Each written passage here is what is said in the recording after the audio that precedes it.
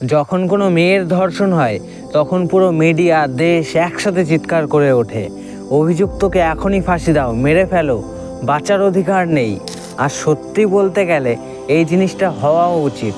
কিন্তু সেই ছেলেদের কি হবে যাদের ধর্ষণ মেয়েরা করে, যাদের কোনো শাস্তিই হয় না? উপর থেকে নোংরা সমাজের চাপ যে ছেলে এই ঘটনাটা বলতে পর্যন্ত পারে না যে কোনো মেয়ে তাকে ধর্ষণ করেছে। কারণ যদি সে বলে সমাজ প্রথমে বিশ্বাস করবে না, আর যদি বিশ্বাস করেও তখন বলা হবে আরে তোর তো মজা হয়ে গেছে, দারুণ হয়েছে। কিন্তু সেই মানুষটার কি হবে যার ধর্ষণ হয়েছে? তার পুরো জীবনটা কিভাবে কাটবে? সে কালকে নিজের স্ত্রীকে কিভাবে মুখ দেখাবে? এই রকম অসংখ্য ব্যাপার আছে যা ছেলেরা বলতে পারে না। আজকের গল্পটা এমনই এক দিল্লির ছেলের যা শোনার পর আপনারও একবার রক্ত গরম হয়ে উঠবে। কারণ আমরা ছেলে, আর ছেলেদের জন্য কোনো আইন নেই যাতে আমাদের ধর্ষণ হলে মেয়েটাকে শাস্তি দেওয়া হয়। চলুন জেনে নেই এই দিল্লির ছেলেটির সাথে কী ঘটেছিল। নমস্কার, আমি রাহুল, আর আপনারা দেখছেন অজানা দৃষ্টিপট। এই গল্পের শুরু হয় 2023 সালের 17 আগস্ট থেকে। একটি সাধারণ পরিবারের ছেলে যার নাম সৌরভ, সে সেদিন ডেলিভারি দিতে গিয়েছিল। এরপর তার সাথে যা যা হয়েছিল তা শোনার পর আপনারও রক্ত গরম হয়ে উঠবে। আপনাদের জানিয়ে রাখি, এই সৌরভ নামের ছেলেটি ছিল একজন ডেলিভারি বয়। বাবার মৃত্যু আগেই হয়ে গেছিল। বাড়িতে ছিল ছোট বোন যে পড়াশোনা করছিল, আরেকদিকে মা ছিলেন, এবং গোটা পরিবারের খরচ একা এই ছেলেটাই চালাতো। পড়াশোনার পাশাপাশি সে কলেজে যেত।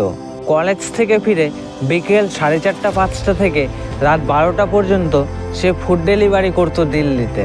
তাই সে সেদিনও রোজকারের মতো একই জিনিস করছিল।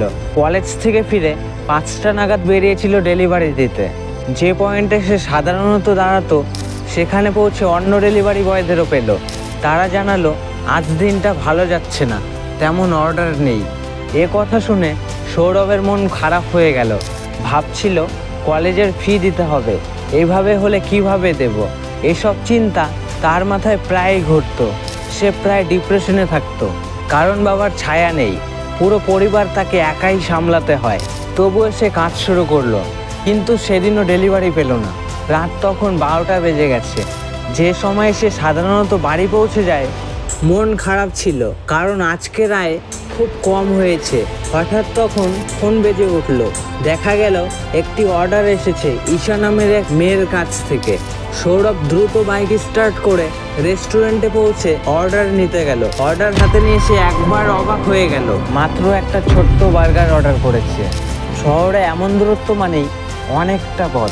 তবুও সে অর্ডার নিয়ে রওনা হলো, আর অ্যাপে দেওয়া ঠিকানায় পৌঁছে গেল। পৌঁছানোর পর ডেলিভারি অ্যাপে দেখা গেল যে ডেলিভারি বয় এসে গেছে। এটি ছিল একটি বড় বাড়ি, যেখান থেকে এক মেয়ে বেরিয়ে এসে খাবার নিল। তারপর সৌরভকে বলল, তুমি এখানে দাঁড়িয়ে থাকো, আমি টাকা নিয়ে আসছি, চাইলে ভেতরে চলে আসতে পারো। সৌরভ বলল, না না, আমি এখানেই ঠিক আছি। তখন মেয়েটি জোর দিয়ে বলল, না না, তুমি ভেতরে চলে এসো, কোনো অসুবিধা নেই। সৌরভ ভাবল বাইরে অনেক অন্ধকার, তাই ভেতরে গিয়ে অপেক্ষা করি, টাকা নেব আর চলে যাব। ভেতরে ঢুকে সৌরভ যা দেখলো তা দেখে অবাক হয়ে গেল। বাড়ির মধ্যে পার্টি চলছে, জোরে জোরে মিউজিক বাজছে, মেয়েরা সবাই নাচছে, মদ খাচ্ছে। কিন্তু আশ্চর্যের ব্যাপার, সেখানে একজনও ছেলে নেই। কিন্তু সৌরভের মাথায় তখনও চলছিল কাল সকালে কলেজে যেতে হবে, বাড়ির দায়িত্ব আছে। মেয়েটি ভেতরে গিয়ে টাকা আনতে গেল আর ফিরে এলো সম্পূর্ণ অন্যরকম আচরণ নিয়ে, কারণ সে এবং বাকিরা মদ খেয়েছিল। প্রথমে যে মেয়েটি খুব ভদ্রভাবে সৌরভকে বলছিল তুমি চাইলে ভেতরে চলে এসো, সেই মেয়েটি এবার চোখে মুখে অন্যরকম ভঙ্গি নিয়ে দাঁড়ালো। সে সৌরভের দিকে ঘুরে ঘুরে তাকাচ্ছিল। এসে সে বলল, টাকা তো আমি দেবই, আরও বেশি দেব যদি তুমি আমাদের সঙ্গে পার্টি করো। যদি সৌরভ অন্য কোনো ছেলেদের মতো হতো হয়তো বলতো চলো মেয়েরা আছে, একা ছেলে আমি, পার্টি করি। কিন্তু সে বলল, না, আমাকে কাল সকালে কলেজে যেতে হবে, আমি লেট হয়ে যাচ্ছি, আপনি আমাকে আমার টাকা দিয়ে দিন, আমি চলে যাব। মেয়েটি আবারও মিষ্টি গলায় বলল, কিন্তু সৌরভ আবারও না করলো। তখন হঠাৎ সে চিৎকার করে উঠল, তোমার বোঝায় না, আমি যা বলছি তাই করতে হবে। ছেলেটি একটু ভয় পেয়ে গেল। মেয়েটি বলল, তুমি জানো না আমি কে? আমি এখনই পুলিশ ডাকবো, তোমাকে ধরিয়ে দেব। যদি তুমি আমার কথা না মানো, আমি তোমার বিরুদ্ধে হ্যারাসমেন্ট এমনকি ধর্ষণের কেসও দেব। এত কিছু শুনে সৌরভের বুক কেঁপে উঠল। সে বাধ্য হয়ে বলল, ঠিক আছে, আমি তোমার কথা মানছি, আমি থাকবো। মেয়েটি তখন তাকে জোর করে ড্রিঙ্ক অফার করলো, তুমি খাও। সে বলল, না, এটা আমি খাবো না। পাশে বসা আরেক মেয়ে তাকে বলল, খেয়ে নাও। সে আবারও না করলো। তখন প্রথম মেয়েটি চিৎকার করে বলল, তুই খাবি? সে জোর করে গ্লাস মুখে ঠেসে দিল আর সৌরভকে খাওয়ালো। এরপর তাকে হুমকি দিয়ে বলল, ভেতরে বেডরুম আছে, সেখানে চলে যা, আমি আসছি, আমরা করব। এই ধরনের কথাবার্তা চলতে লাগলো। সৌরভের মাথায় তখন শুধু একটাই ভয়, ডেলিভারি অ্যাপে আমার নাম্বার দেওয়া আছে, আমি যদি পালাই তাহলে ওরা কি করবে, আমার জীবন শেষ হয়ে যাবে। সে ভয়ে কাঁপতে কাঁপতে ঘরে ঢুকে গেল। আর সেখানে ঘটলো এমন এক ঘটনা যা কোনো মানুষকে জীবনে কখনো অভিজ্ঞতা করতে হবে না। না মেয়ে, না ছেলে, না ছোট না বড়। এটা এমন একটা আঘাত যা সারা জীবনের জন্য মনে থেকে যায়। ঘরে ঢুকে ঈশা নামের মেয়েটি সৌরভকে জোর করে ধর্ষণ করলো। এরপর আরেক মেয়ে এলো, তারপর তৃতীয়, তারপর চতুর্থ, এমনকি পঞ্চম মেয়ে সেও যোগ দিল।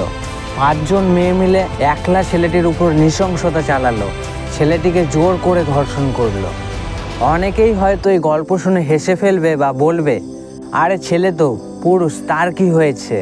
কিন্তু যদি মানসিকভাবে বা শারীরিকভাবে দেখেন, এটা কোনোভাবেই সঠিক নয়। কারণ কোনো কিছু অতিরিক্ত মাত্রায় ঘটলে তা প্রাণঘাতী হতে পারে। যেমন মেয়েদের ক্ষেত্রেও এমন ঘটনার আঘাত থেকে মৃত্যু হতে পারে, ঠিক তেমনই ছেলেদের ক্ষেত্রেও হতে পারে। 2-3 ঘন্টা ধরে সৌরভের সঙ্গে যা ঘটলো তা সে জীবনে কল্পনা করেনি। মেয়েরা মাতাল হয়ে গেছিল, কেউ ওর ওপর ঝাঁপিয়ে পড়ছে, কেউ একদিক থেকে চেপে ধরেছে। পুরো রাতটা যেন ছিল দুঃস্বপ্নের মতো। তখন রাত প্রায় 1টা-1:30টা বাজে। 2-3 ঘন্টা ধরে এই নৃশংসতা চলল। ভোর 4টা নাগাদ মেয়েরা তাকে বলল, যা পালিয়ে যায় এখান থেকে। মদের নেশা কাটতেই ওরা সৌরভকে তাড়িয়ে দিল। ছেলেটি কাঁদতে কাঁদতে বাড়ি ফিরছিল, মুখ ভরা চোখের জল। তার মনে তখন হাজারো চিন্তা, যদি কাউকে বলি সবাই মজা করবে, কাল বিয়ে করব কিভাবে, বাড়ির দায়িত্ব আছে, পিঠে ডেলিভারি ব্যাগ ঝুলছে। বাইকে চেপে সে কাঁদতে কাঁদতে ফিরছে, বাইরে বৃষ্টি পড়ছে, আর তার জীবন যেন অন্ধকারে ডুবে যাচ্ছে। বাড়িতে ঢুকে মা জিজ্ঞাসা করলেন, তুমি সারা রাত কোথায় ছিলে? ডেলিভারি দিচ্ছিলে না বন্ধুর বাড়িতে ছিলে? সৌরভ উত্তর দিল, আমি বন্ধুর বাড়িতে ছিলাম। এবং ঘটনাটা এখানেই চেপে গেল। সে এতটাই ভয় পেয়েছিল, সে কারো কাছে কিচ্ছু বলল না। সে ভাবল, বললে যদি সবাই হাসে, আমার অপমান হবে, তাই কোনো লাভ নেই। প্রায় 1 বছর পর সে নিজের স্কুল জীবনের এক ঘনিষ্ঠ বন্ধুকে এই ঘটনা জানালো। সেই বন্ধু ছিল সাংবাদিক। সে একটি আর্টিকেল লিখলো এবং এই গল্পটি একটি ওয়েবসাইটে প্রকাশ করলো। সেখান থেকেই আমি এই কাহিনী পড়ছি এবং আপনাদের বললাম। জানিয়ে রাখি, এই ছেলেটি নিজেও চায় না যে তার নাম বা পরিবারের নাম প্রকাশ পাক। মেয়েদের নামও প্রকাশ করা হয়নি, কিন্তু প্রশ্ন থেকেই যায়, এই ছেলেটি কি ন্যায় বিচার পাওয়ার যোগ্য নয়? আপনাদের কি মতামত কমেন্টে অবশ্যই জানাবেন। আর এরকম আরও ডার্ক রিয়েল স্টোরি জানতে চাইলে আমাদের চ্যানেলটি সাবস্ক্রাইব করে রাখুন। আমরা ফিরবো আবার এক নতুন রহস্য নিয়ে। ধন্যবাদ।